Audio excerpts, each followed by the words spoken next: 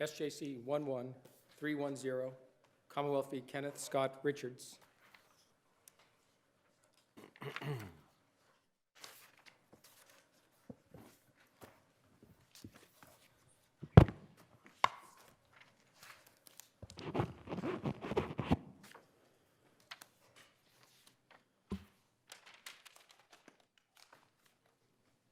Scapiccio, good morning. Morning, Your Honors. May it please the Court. My name is Rosemary Scapiccio, and I represent Kenneth Scott Richards in this matter. I'd like to discuss two issues contained in my brief. The first one is whether or not the motion judge erred in denying Mr. Scott Richards' motion for a new trial, where trial counsel was ineffective and it prejudiced the defendant. And then I would like to discuss the issues of instructions and whether or not Mr. Scott Richards was entitled to a sudden combat instruction. With respect to the first issue, it's our position that Mr. Scott Richards filed the motion for new trial based on ineffective assistance of counsel. His main claim was that he did not make a knowing and voluntary waiver in order to give a statement to the police. The circumstances surrounding his statement are contained in the brief, but I will outline them for the court's benefit. Mr. Scott Richards was found in his house unconscious. He was taken to the hospital. At the hospital, he was evaluated. He went into emergency surgery.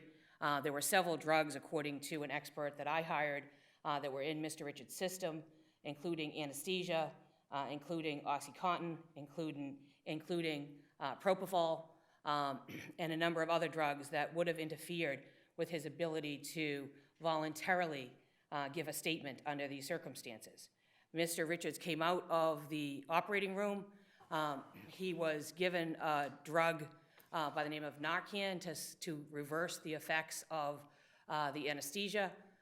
He was asked by his nurse at that point if he remembered injuring himself, and his response to the nurse was, "Yes, and I killed my wife." Subsequent to that, within 30 minutes, the police were there. They were there during the initial statement, but they did take a statement from Mr. Scott Richards. The statement is part of the record. If you look at that statement, because it was videotaped, he's mumbling, he's incoherent, he can't understand what they're saying, they can barely understand what he's saying. They ask him what I consider to be some very leading questions in terms of what happened, and Mr. Scott Richards essentially tells them that he killed his wife. He tells them that he went to, I'm sorry? Did he tell the nurse that before or after? Before.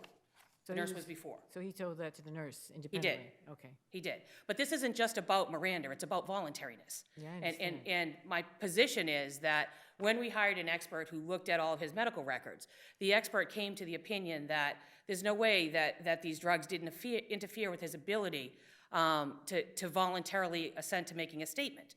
And if Affect its truth-telling capacity? I'm sorry? Did they affect its truth-telling capacity? I don't know that there's anything on the record that says it affects his truth-telling What capacity. about the statement to the nurse? What about the statement to the nurse, which is outside of voluntariness? I think that the nurse isn't outside of voluntariness. I think that's what the judge found, and I think that's why the judge was wrong. And so my position is, if the doctor gave an opinion that Mr. Scott Richards was not able to give a voluntary statement 30 minutes after the nurse talked to him, there's no indication that he would have been in a better position prior to that indication.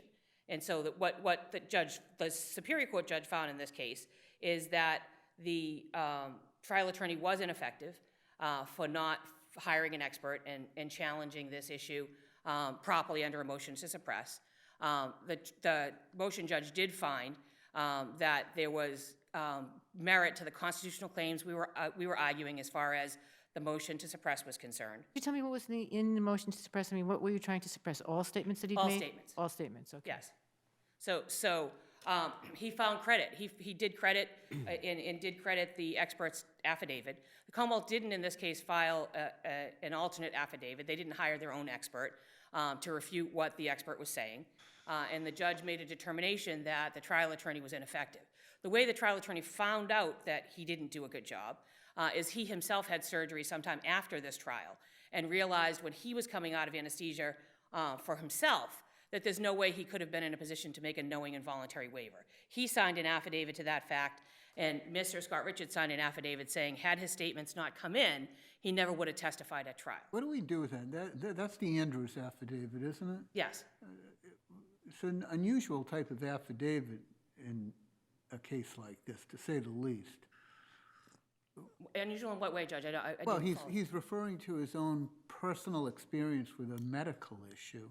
And that seems unusual to me. I'm sort of asking you, what do we do with the Andrews affidavit? Yeah, I think what we do with it is exactly what the Superior Court judge did with it, is he credited the fact that he made a mistake. He made a mistake and he didn't hire an expert, and he didn't, and that resulted in my client not, in my opinion, not getting a fair trial. The statement was the most important part of the Commonwealth's case. And I know Judge Liu makes findings that he says it wasn't just a statement to the police, it was a statement to the nurse, and it was the testimony of Martin, Kenneth Martin, who was their crime scene expert, who talked about blood spatter patterns and things like that. But my position is this. From the statement they get, he walked to the closet and got the bat, and that's what the Commonwealth argued was premeditation. And from the statement they got, she yelled, "Stop, stop, Richard," and he kept hitting her. They didn't have those indications anywhere other than his statement. And so my suggestion is that because the Commonwealth not just used the statements, but relied on them, and I want to point you specifically where the Commonwealth relies on these statements as far as their closing argument is concerned. So what the Commonwealth says is that what should you decide this case on? The evidence and the facts you heard in this courtroom, the credibility evidence presented to you, and yes, I would submit to you, that includes the defendant's statements at the hospital.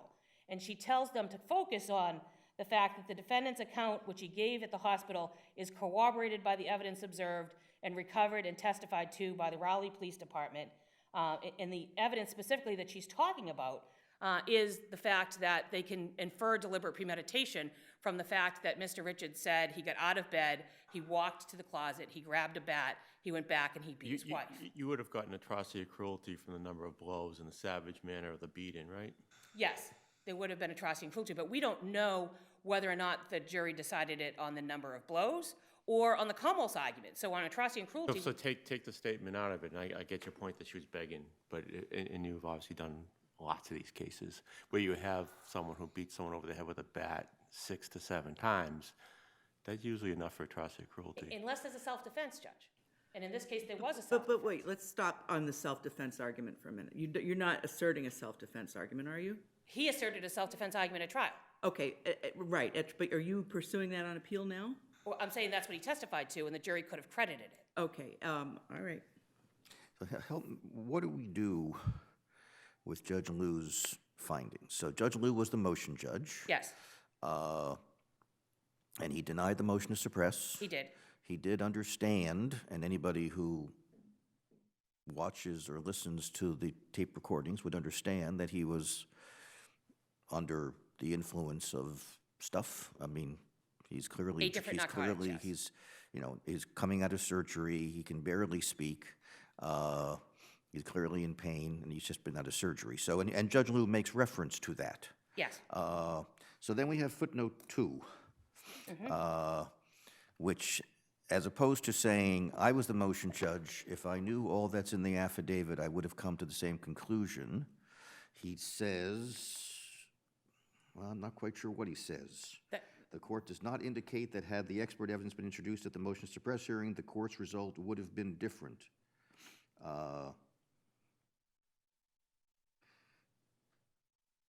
They contain the same indicia of voluntariness that the court relied upon in the motion to suppress. Without deciding, the court could still rely upon those indicia, even if it credited Dr. Korinsky's expert testimony. So, It's a little bit of an enigma, that footnote. what do we do with it? He says, well, I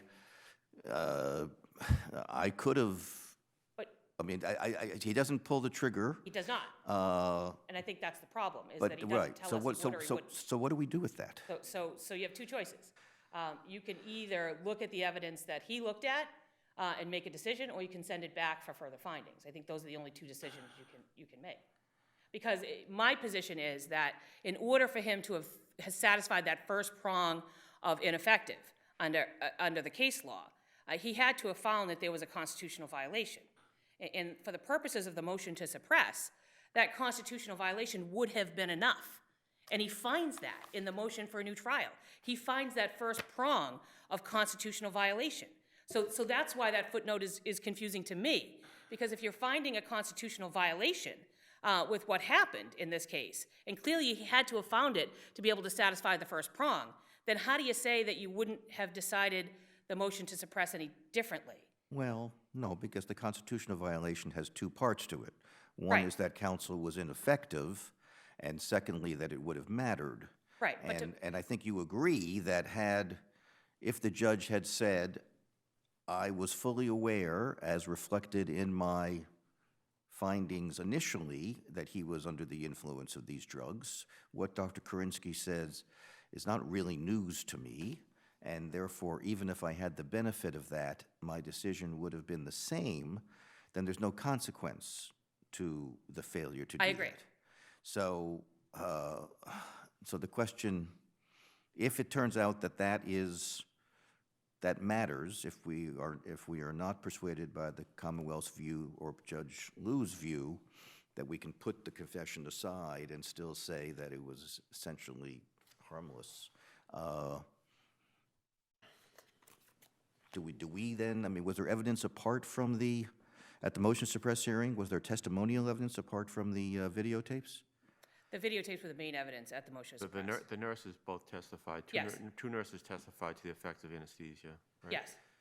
2 nurses testified to the effect of anesthesia, nurses, not doctors, testified to whether or not he could have made a knowing and voluntary waiver. That's, when I learned that, that's why I consulted with a doctor.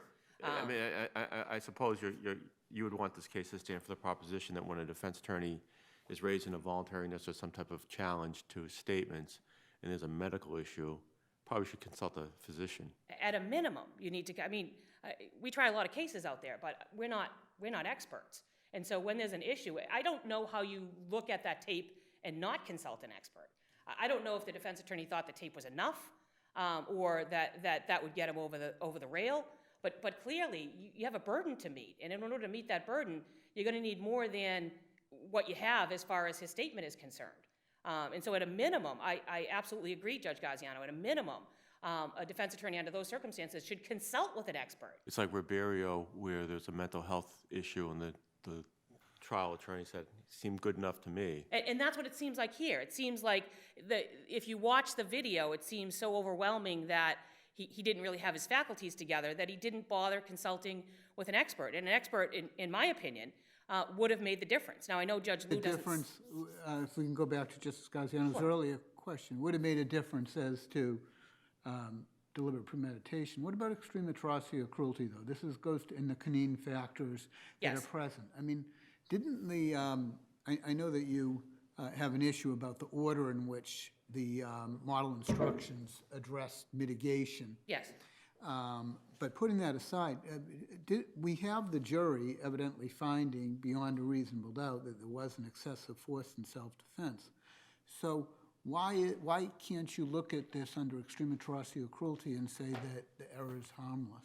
Well, because the way that the Commonwealth argued this case for extreme atrocity and cruelty is they asked the jury to focus on the fact that she was screaming, stop, stop, stop, and he kept hitting her and hitting her and hitting her. And I understand that's only one of the Kenneth factors, but we don't know if that's the one that the jurors hung on to, and that's the one that the jurors decided on. Does that matter? Does that really matter? Well, it does when we're saying the statement never should have came in. It doesn't matter in every case, I will tell you that. It does not matter in every case. But in this case, where we're saying the statement never should have come in, the only way they got that is through his statement. And then she argued that's how they could find extreme atrocity and cruelty. When she argued this case to the jury, what she said in terms of extreme atrocity and cruelty is concentrate on the statement. Look at the statement that he made.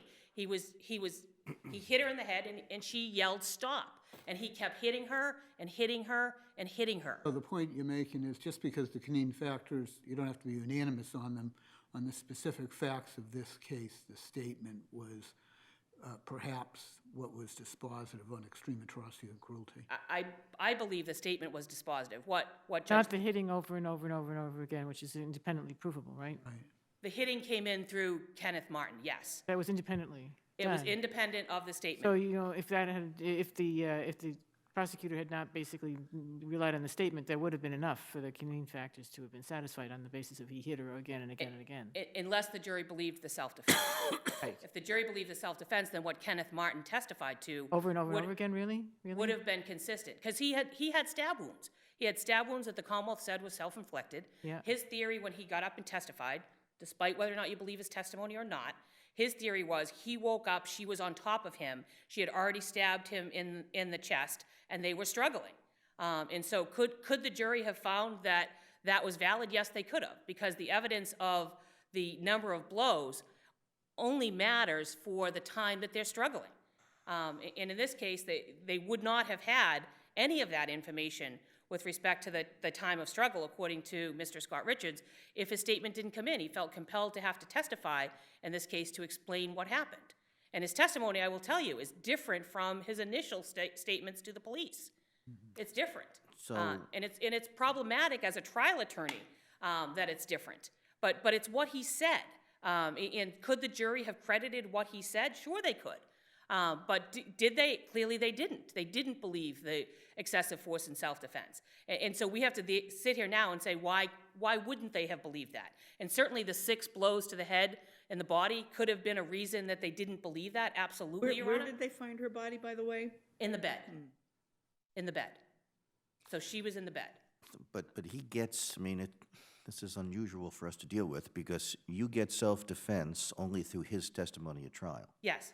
So. And I'm saying also we should have got heat of passion. I mean, we should have got Right, sudden combat, but I that's a different understand story. that, but I mean, so I'm trying to figure out, you initially, at least the trial attorney says, well, I wouldn't have called him had this testimony not come in, and then all we would have had essentially was the fact that we would have had the daughter's excited utterance about what Yes. occurred. We would have had all the forensic evidence, and we would have had the fact that we have a woman beaten over the head with a baseball bat. But we also would have had him having stab wounds, which would be unexplained unless he testified. Was there forensic evidence that those were self-inflicted? There was testimony that they were self-inflicted, yes. Judge. Testimony by whom? But he said he I know slit his he did, wrist. I know he did, but I mean, but if, apart from him, was there any forensic testimony that said we can tell that those knife wounds were self-inflicted as opposed to being done by the? Definitively, no, Judge. Not definitively. But I understand exactly what the court's saying. So how can he have it both ways? How can he have the self-defense or excessive force in self-defense and then also rely on the statements to get additional jury instructions? And my point is that the way that the law is right now is you get a jury instruction based on any theory of the case that has evidence to support it. And even though he fought to keep the statements out, my position with the statements is once they came in, then he had to have done something to refute those statements. He chose to testify. When he testified and said, I woke up and she was on top of me, I don't know how he doesn't get a sudden combat instruction. Let's say that he should based on that. Yes. We also have the jury disbelieving the excessive force in self-defense. Yes. So wouldn't, by definition, they have disbelieved the sudden combat? I don't know if they would have done that. I don't think any of us could make that determination, Judge. If they got It's the same testimony that wasn't credited, though. well, the testimony wasn't credited that he acted in self-defense. Could they have believed that he woke up and she was on top of him? They could have believed that, absolutely. Could they have believed that she initiated this by stabbing him first? They could have believed that, absolutely. And that has nothing to do with the excessive force in self-defense. It's a completely separate issue, which is why when you read the transcripts, even if you don't believe a word that Mr. Scott Richards says, he's entitled to that instruction on sudden combat if you listen to his testimony. Be re-examining sudden combat in light of what we know now about its history being based mostly on male emotion and not general population emotion? That's an interesting question. Should it be re-examined? I think there needs probably to be studies about what that sudden combat really means. I don't know that. Combat and heat of passion. And heat they of both passion. historically go back to a male's reaction to an emotional provocation that triggers the male. Yes, that's essentially what it is. But I don't know that, at the time that this case was tried, certainly sudden combat was the state of the law. Now it is the state of the law. And so whether or not this court wants to reconsider it, I'd love the opportunity, if the court was going to reconsider it, to be able to submit any studies that I might be able to find on it, because I think it's a very interesting issue, especially because it's male-dominated. But I do think that based on his testimony, whether you believed it or not, he was entitled to instruction on sudden combat, and he didn't get it. But his testimony was not, she was on top of me, she was stabbing me, and I lost it, and I engaged in a battle with her. He said, I was acting in self-defense. I mean, so it's, I understand that if he had testified to that, you know, I don't know what happened, I got so angry at her that I just lost it, but that's not what he testified to. He testified that he acted in self-defense. So this would be an instruction that would be inconsistent with his articulated explanation for what he did. Not if you separate, can I answer that, Judge? Because I know it's I'm running out of time. Yes, of course you can. But not if you separate them out as different events, Judge. So when he wakes up and he is stabbed by her and she is on top of him, that's sudden combat. That's how it starts. Does it then move into excessive force and self-defense? Yes, based on the evidence, it does. But that's not how it starts. He doesn't start this issue according to him. He wakes up to her on top of him and he's already been stabbed. And then he's responding to that. So is there a scenario where you could have both sudden combat and excessive force and self-defense? I think this is it. This is the situation where you can have both based on the evidence. In Howard, we try to separate them, right? We said that one doesn't fall automatically to the other. Exactly, exactly. And what I'm saying in this case is, if you believe his testimony, then he was entitled to an instruction on sudden combat. And I don't want to infer too much from your oral argument, but you're not arguing the heat of passion you do in your brief, but of course in the heat of passion argument in the brief, there is a period of time where he learns. There is, Judge. It's not the classic, oh my gosh, I found out about the adultery, right? You don't have that. But it's not about the adultery. I think what I was focusing on in the brief, Judge, if I can answer that question, is the fact that she had told him that night that she no longer loved him. Right. That was the focus, and that was new to him that night. And those antiquated thoughts that Justice Cipher is talking about on heat of passion, you don't have that here. Well, classically, as in shops, right? There is a period of time, Judge, from the time that he learns that until the altercation takes place, yes. But isn't that consistent with his own testimony? He goes to sleep, right? Yes. So she tells him she doesn't love him, he goes to sleep, and then he wakes up and she's on him. Yes. On him. So how do you get a provocation instruction out of that? Well, what I was just explaining is that what he learned new that night was the fact that she no longer loved him. I don't think we want to authorize a heat of passion when someone says, I don't love you anymore.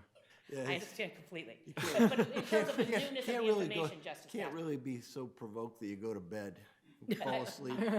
I understand that is a problem with the argument. I understand that completely. That's why you highlighted the sudden combat. Sudden combat, exactly.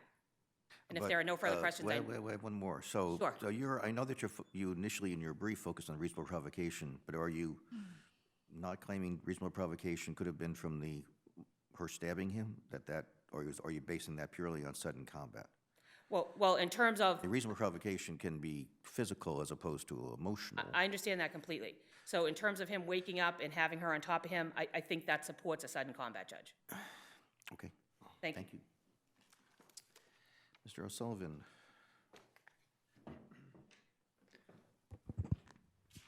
Good morning. May it please the court. David O'Sullivan for the Commonwealth.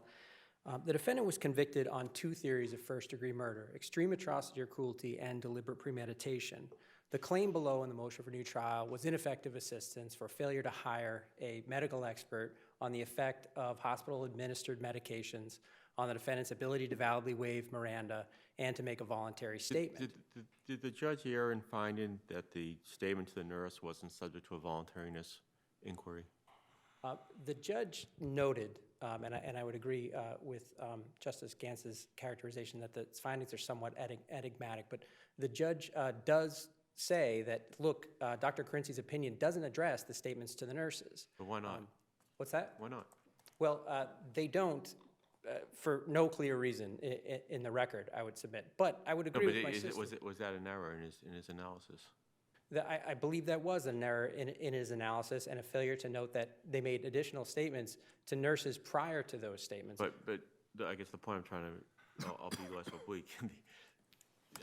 I thought our law was that voluntariness can apply to statements to civilians. That is correct. And so we concede that, and there's a footnote in our brief in which we say, we agree that broadly read Dr. Carinzi's opinion would apply to the statements made to nurses as well, but the opinion falters on the same grounds that the opinion with respect to the statements to police falters, and that is this. And what this court has repeatedly relied on in its voluntariness analysis is what did the defendants say?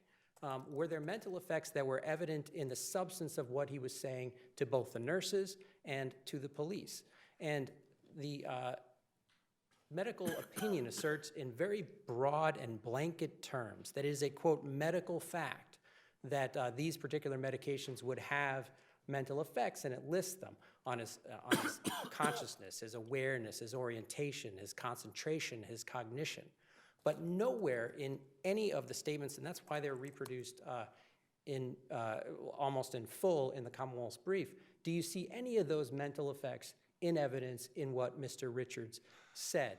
What you have is a person who's oriented as the time, place, and situation, and a person who completely appears to understand the gravity of the situation he is in and what has occurred. I would hearken back to this court's recent opinion in Tremblay, in which this court, of course, remanded on the ground that it took a different view of the second interview than the lower court judge did. So we're free to look at this interview the way we want to? I'm sorry, Your Honor? We're free to look at this interview the way we want to, this video? Yeah, I would agree that Tremblay makes very clear that this court will review those recordings de novo. But what I would draw the court's attention to, and back to Tremblay, is that in Tremblay, what we have is a person who's not surprised when he's arrested and arraigned for murder, and who is in no way, blindsided by the fact that he was placed under arrest for murder. So it's clear he understood the consequences of what he was saying. But when the court looks at those statements, it will hear some indications that there's a physical effect on his voice, but what you won't see is any similar effect on his psyche. And that's what the opinion asserts, but that opinion falters on the substance of what was actually in those interviews. And there are other... I'm sorry, whose opinion are you focusing on? Dr. Carinzi's opinion. Dr. Carinzi's opinion is that... Why does it just says what it says? I don't understand why it falters. Well, what the opinion's basic premise It's a pretty is that... It's a pretty vanilla assertion. It's not terribly controversial, is it?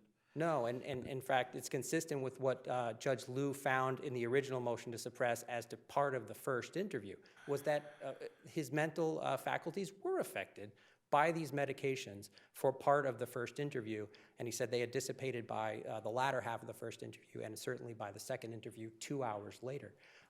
But what our standard is not that nothing can be affecting you at the time in order for you to make a voluntary statement or a valid Miranda waiver.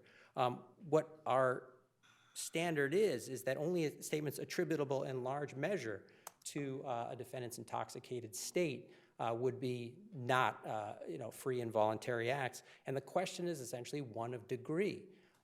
Was he so affected by the effects of these medications that it rendered his statement not a free and voluntary act?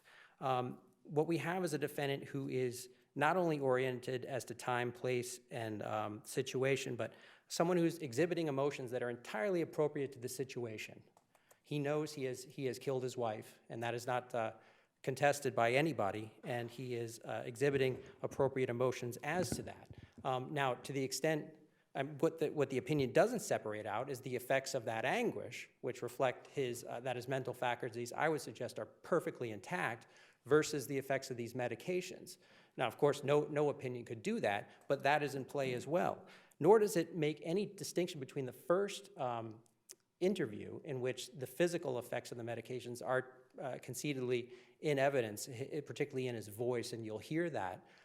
But there's no distinction between that and the second interview, over 2 hours later, in which the officers testified, and your honors will hear, he was much easier to understand. But even in the first and second interviews, he is always responsive. He never loses concentration. He never shows a lack of awareness. He never fails to understand. And he has no significant, despite Dr. Carenzi's opinion that these medications affect recall, he has no significant memory gaps. In fact, he remembers the events with some clarity, and I would submit that any gaps in, He doesn't recall how often he hit her that's true, but I would, all the time. he doesn't recall the precise time, and he doesn't recall the precise number of times he hit her. He says, I believe I just kept hitting her. And I would suggest that those sorts of granular details are not ones that reflect a significant memory gap. You don't think most people keep count? I don't think in So this, failure to remember how many times he hit her wouldn't be significant? I don't think in this situation, Your Honor, I don't think that reflects a significant memory gap. So what do we do with Judge Liu's footnote 2? Well, and I would agree these findings are somewhat enigmatic, but what we know is this: he denied the motion. And in footnote 2, By the motion, not on the grounds that I would have made the same decision, but he made the ground, he did it on the view that the other evidence would have rendered his confession essentially to be harmless. I mean, that's the grounds he relied upon. in footnote 2, No, his whole Or- opinion. I mean, Right, I mean, it would have been much easier to have said, I was the motion judge, I understood all that, and it wouldn't have affected my decision. It still would have come in as being a voluntary statement with a knowing. And he doesn't say that that's not what he would have, I mean, I just, Right. so what do we do? Do we basically say, we will essentially decide it de novo and decide that issue? Or do we essentially focus only on the issue that he focused on, which is essentially the harmlessness of the confession? What do you say we should do? well, I say this. I mean, a fair reading from the judge's opinion is that clearly he found the first prong of ineffective assistance was met by the defendant's showing, and that is behavior falling measurably below that expected of a normal, fallible lawyer in failing to hire this expert. But he said that the second prong wasn't met. And there are two prongs, and the second prong wasn't met, I would say, and this is at my best reading of the court's findings, for two reasons. First is that it wouldn't necessarily, meaning the Dr. Carenzi's opinion, wouldn't necessarily have led to suppression. Why? Because I could have relied on the same indications that his mental faculties were intact, that was in the substance of the statements that I relied on from the beginning. Second, the second reason. Say that again. You lost me on that point. Say that. So there were two reasons why I think a fair reading of the judge's ruling is that there are two reasons why the second prong of ineffective assistance, that is, I get that part. I likely got your to lead in, miscarriages, but I don't get weren't the met. first one. The first would be because it wouldn't necessarily, meaning the doctor's opinion, wouldn't necessarily have led to suppression. So even if you had presented this in the motion to suppress hearing, it wouldn't have led to suppression. Why? Because the same indications that his mental faculties were intact were present. So even despite this medical opinion, which I could fully credit, and he doesn't indicate whether he does, and I would agree that Robiero says that the credibility of an expert opinion isn't something for a motion judge in this scenario. But even if I fully credit it, and I think it's fair to assume he assumed its credibility, I could still rely on the substance of what the defendant said and the absence of the alleged mental effects that are in what he said. So it Okay, would, that lost me. Could you repeat that one, please? so what the judge said, and again, this is in footnote 2, is that it wouldn't necessarily have led to suppression, meaning this Yeah. introduction of this Right, doctor's if opinion. Right, if the doctor had given an opinion, it wouldn't have made any difference. But what was the second reason for that, you were saying? Oh, and then, so moving on to the second reason would be because the statements wouldn't have necessarily affected, These are the one of defendant's the two- statements. I'm Whose sorry? statements? Whose statements? this is the defendant's statements. Okay, defense statements. Yeah, so moving on to the second reason why the second prong wasn't met of ineffective Yeah. assistance. The second reason is that there were two theories of first-degree murder on which the jury returned verdicts. The second one was extreme atrocity or cruelty. Before you get to your extreme atrocity and cruelty argument, what if that's not successful and we have this gap in understanding what the findings were? Ms. Capiccio suggested maybe a remand to Judge Liu, but does that make sense in these circumstances with the findings based on Tremblay? I don't, if, you mean if the court does not buy our argument? Yeah, what you're about to get to with your extreme atrocity or cruelty and the Canine factors, before you get to that. Right. Say that argument is not successful. Right. And we need to sort of understand what would have happened with the voluntariness issue. Is that just, well, Tremblay will look at the video, or is there enough other evidence that there really should be a remand to Judge Liu? Well, I would agree that a remand could clarify what he meant in footnote 2, i.e., would this have changed your opinion? He's retired, so he can't clarify what he meant, right? Judge No, Liu's he's not not. retired. Judge Liu's not retired, but the trial judge is now retired. So, yeah, but But why would we remand if we have everything? Is there anything beyond that? If there's not anything beyond the video, then to find out what he thought it, would have happened on voluntariness. Well, another reason, and I'll get to my extreme atrocity or cruelty argument, which I think is really important. Another reason that it's less than ideal that the judge didn't issue clear credibility findings on a key issue, and that is the defendant's affidavit that was submitted in connection with the motion for new trial. The defendant's affidavit said, had my statement been suppressed, I wouldn't have testified. And so the judge didn't issue credibility findings on that, and I wish he had. That's difficult. I mean, we have the hybrid, I think the chief alluded to this, where the judge, who's the motion judge, has the ability to say, would have changed my mind, and he doesn't come right out and say that, hints at it. But then with respect to how this would have impacted the trial, he wasn't the trial judge. That's so true. there's no deference owed to him in that score on your point number 2. Fair. Yeah, fair. This court will independently review the effect of this on the trial evidence. The trial judge was retired by the time of the motion for new trial, so I would agree with that. And so I'll move, if it's okay, to that. But I guess before you leave, I'm just going back to what do we do with this? I mean, it seems as if it was only by happenstance, I gather, maybe, that Judge Liu was the person who decided it, because they couldn't send it back to, it would have gone back to the trial judge, who would not have been the same judge who decided the motion to suppress.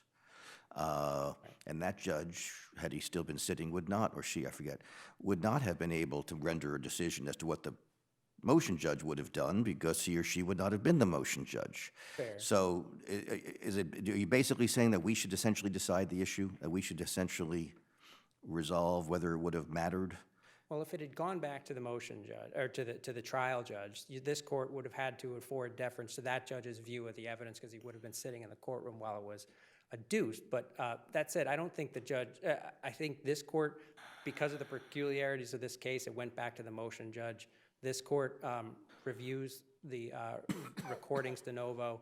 It gives no deference to the judge's assessment of the trial record, and which brings us to the trial record and extreme atrocity or cruelty, which I think this is a key point. There is little, if anything, in the defendant's statement that my sister claims should have been suppressed that contributed meaningfully to the verdict on extreme atrocity or cruelty. And the Commonwealth's closing argument on this is reproduced in the Commonwealth's brief in full, and it's at page 34 of the brief, and it's very clear that the Commonwealth's position and the evidence as to extreme atrocity or cruelty arose not from the statements, arose from the forensic and medical evidence, which was largely unrefuted from Dr. Parker and Robert Martin, the forensic scientist. And virtually every Cunin factor here is in evidence in abundance. First of all, we have indifference to the victim's pain and suffering, and my sister contends that the statement contains, the defendant admits in his statement to the officers that the victim said, "Stop," and he continued to hit her. Well, ignored in my sister's presentation is the fact that the defendant testified to that fact too. There's no indication that the judge, credited the defendant's affidavit that I wouldn't have testified had my statement been suppressed. So that was in evidence already. Even on that one Cunin factor, and of course they could base their verdict on any of the Cunin factors, and they don't need to be unanimous as to them. But every other Cunin factor is in evidence in abundance. We have consciousness and degree of suffering. We have on unrefuted testimony, tubular bruising on her arm, and broken metacarpals in her hand, suggestive of consciousness while she's being attacked and suffering. We have extensive injuries. We have massive head injuries. We have the number of blows. There's 6 to 7 separate downward strikes with a bat from a physically superior position on a prone victim. We have the manner and force with which delivered. These were massive and fatal head injuries. And then we have the main gravamen of the defendant's, of the Commonwealth's argument in its closing was disproportion. He did more than, and I'm quoting or paraphrasing, he did more than was necessary to kill her. Okay, but- I'm sorry. Put aside the extreme atrocity or cruelty, okay? Let's assume we're persuaded that that element is not at issue. I'm more concerned about the element of malice and the issue of what the jury would have understood as to what triggered this beating, because without his testimony, it's a very different trial. I mean, the jury, and again, we have to figure out what to do with the fact that he did testify. So, we would have basically stab wounds to him of undetermined cause and her being beaten over the head with a bat. So are we so certain that the jury would have come to the conclusion that it was done with intent to kill without any of the mitigation that your sister discusses, when we would have known so much less about what happened? Right. Well, if I could start in reverse and say, the absence of those and what we can read from the jury's verdict, and then I'll go into whether such instructions were justified. So what we know is that the jury returned a deliberate premeditation verdict. And everyone agrees, my sister and I, that the deliberate premeditation evidence arose from the defendant's statement. The defendant's statement was that he retrieved the bat from the hallway closet, and I'm quoting, several minutes before I decided, unquote. And then the victim was sleeping at the time. He brought the bat down on her head, and after repeated questioning from Trooper LaBarge, she disclaimed on multiple occasions in that statement to police that she had attacked him or come at him in any way. And so we all agree that all the deliberate premeditation evidence arises from that statement. But the statement is diametrically opposed. Since they returned that verdict on deliberate premeditation, we know that they rejected the defendant's testimony. The defendant's testimony was, and here's the reason why. The defendant's testimony was diametrically opposed and cannot coexist with the defendant's statement. And in the defendant's statement, But isn't it a lot easier to reject the testimony when you have his own inconsistent testimony? I mean, I'm not sure that gets you there, right? I mean, the jury may very well disbelieve him because they've got the earlier statement from him. If they only had the one statement, they might have believed it, right? well, I'm sorry, I'm not sure I understand. You've got two statements from the defendant. You've got the one to the police, which incriminates him, and you've got the other one, which is self-serving. If the jury doesn't have the first one, they may more likely believe the second one, right? Oh, that's true. That's true. I would note that the defendant doesn't claim that had my statements not been suppressed, but expert testimony was added to the trial, that I wouldn't have testified. So they still would have had the killing and then the admitted killing from his statements. But Can I ask you about the sudden combat, though? Sure. So you just said that clearly the jury, based on the premeditation and the excessive force self-defense, it didn't credit the defendant. Does that in any way impact, if in the light most favorable to the defendant was entitled to a sudden combat instruction, does the disbelief clearly impact at all the prejudice that inures from the lack of a sudden combat instruction? yes, and for the following reason. And this would be true under Acevedo, standard heat of passion, but also sudden combat and the court's reaffirmance of its centuries-long definition of that. The defendant or the victim has to do something in order, i.e. has to engage in sudden combat or has to engage in a physical act that would justify a heat of passion. It would be sufficient provocation under the law. And because they credited the Commonwealth's testimony of deliberate premeditation that necessarily means, because these two accounts cannot coexist, that necessarily means that they discredited the only information that could have supported either acevedo, classic heat of passion, or sudden combat under this court's definition in Howard. The forensic evidence on the knife, is there anything connecting the knife to the victim? Meaning, No. I mean, are her fingerprints on the handle or anything?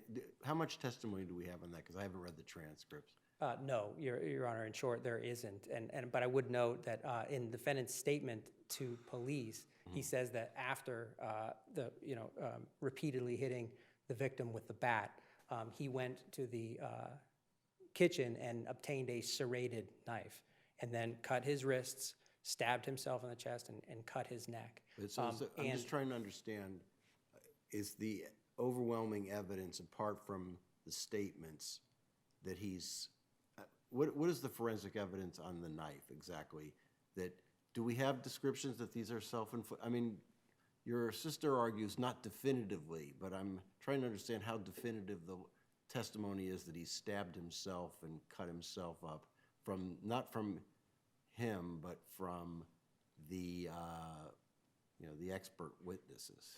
Well, his medical records were admitted, which shows the location of his chest wound, and so I don't have that page number, but the court can see there is a diagram showing the location of the chest wound. I don't think anyone would argue that these are not consistent with self-infliction. Of course, the defendant's testimony under oath was that I did slit my wrists and cut my neck. That was not something the defendant did. But are they inconsistent with someone else doing it? You know, I understand they're not inconsistent with self-infliction. I'm trying to understand how definitive that is and whether it matters, that evidence. There was no evidence that the victim was in any way connected with that knife. And so that's the sort of long and short of that. The defendant's statement, and to finish the point I was making earlier, is totally consistent with the forensic evidence, because when he said I retrieved a serrated knife, the knife which the court will see pictures of was in fact serrated. So his statement was entirely consistent with the physical, medical, and forensic evidence. Okay, thank you. Thank you.